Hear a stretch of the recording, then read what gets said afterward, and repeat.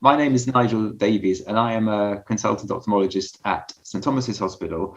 And I'm just going to talk about a case that we've had in our hospital, which provided us with a great challenge because of the COVID pandemic. So the patient was a 45-year-old Afro-Caribbean male who had type 2 diabetes for a period of about 12 years.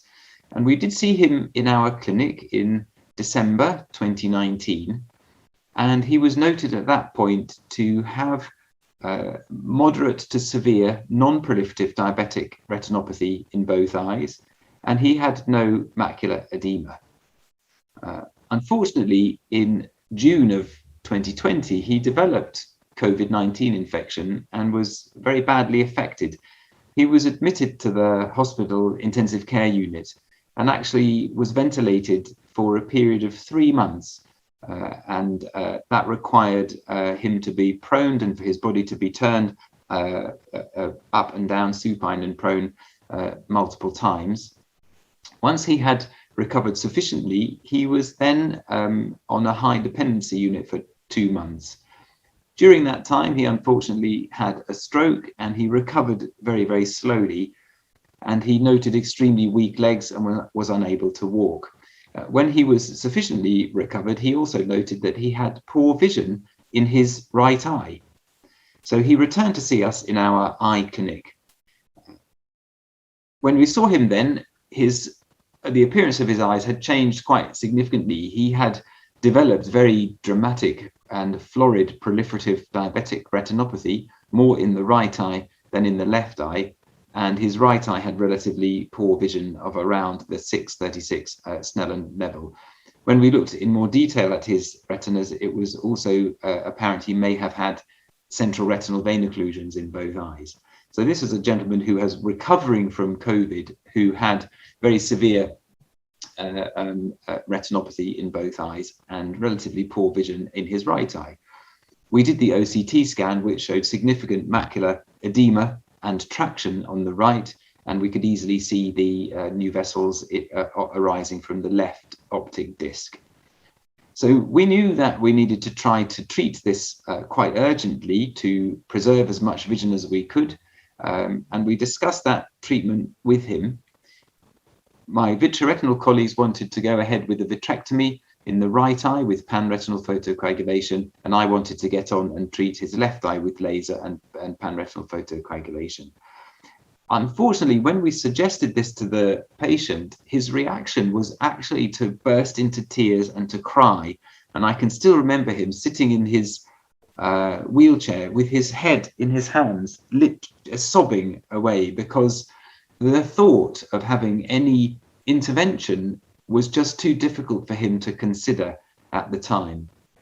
The other thing he said when he had recovered from his emotion was that he did not want us to do any treatment at all for his left eye, because that was the one that could see. So we were in this difficult position of having a patient with some degree of salvageable vision and almost inevitable blindness if it was left untreated, and the patient who did not want any treatment at all. So we needed to talk to him about this several times. So we had long consultations with him and his family, and we also arranged that he had some psychological support from a counsellor to help him get through this clearly very difficult time. A couple of weeks later, he did agree to have the surgery, and he agreed for me to start doing the laser treatment to his left eye.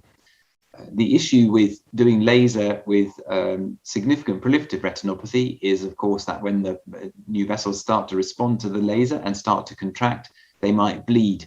And we did warn him that after the laser sessions, he may experience some bleeding in his left eye and therefore a loss of vision in that eye as well. And actually that did occur. He had 2 sessions of panretinal photocoagulation, and subsequently he developed a large pre-retinal hemorrhage in the left eye, which reduced his vision from around the 612 Snellen level actually to counting fingers. So at this point, he did accept that he had no real option other than to have the surgery. And my colleagues went ahead with that. He had intravitreal bevacizumab given, And then 1 week later, he had the vitrectomy and endo laser in the right eye, and he had a local anesthetic and sedation and actually managed that procedure extremely well. We then repeated the same with the left eye with intravitreal bevacizumab, and then a vitrectomy and endo laser in the left eye, and that was done 1 week later. So he had this intense period of about 3 or 4 weeks where he was with us, and he managed that extremely well. Post-operatively, his eyes did well. He responded to that treatment, and his visual acuity improved very dramatically in the right eye and also in the left eye. And we were very pleased with the progress. His OCT scans showed significant reduction of the degree of traction across the macula on the right and on the left.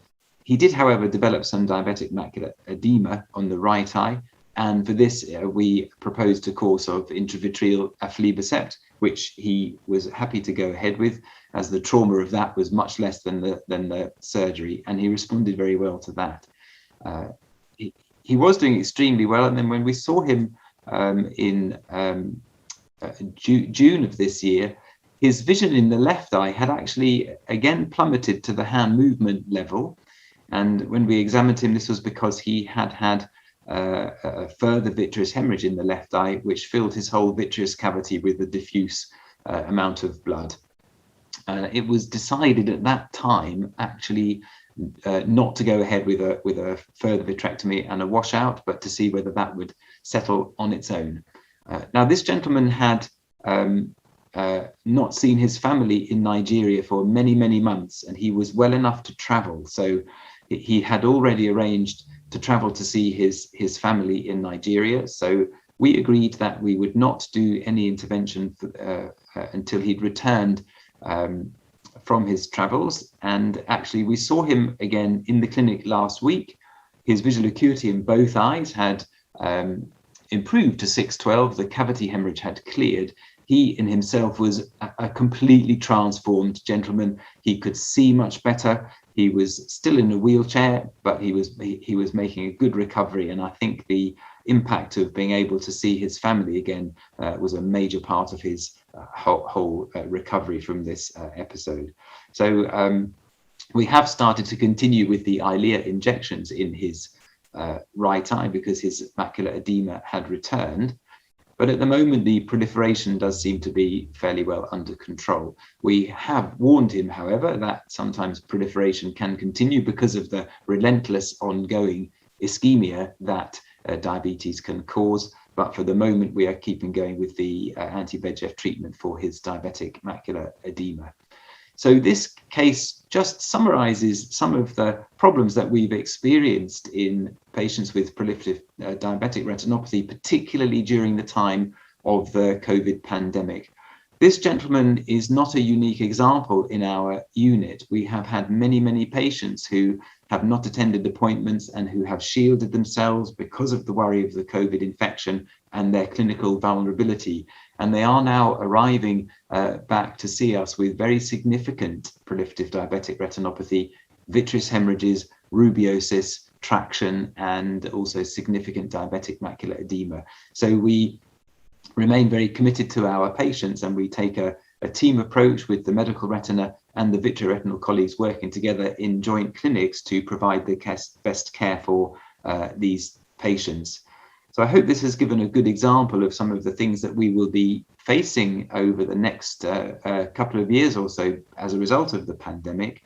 And it is a reminder that actually our treatments are now extremely effective. And if we can use them well in a timely manner, we should be able to save a lot of our patients' vision that would otherwise be lost. And I thank you very much for your attention.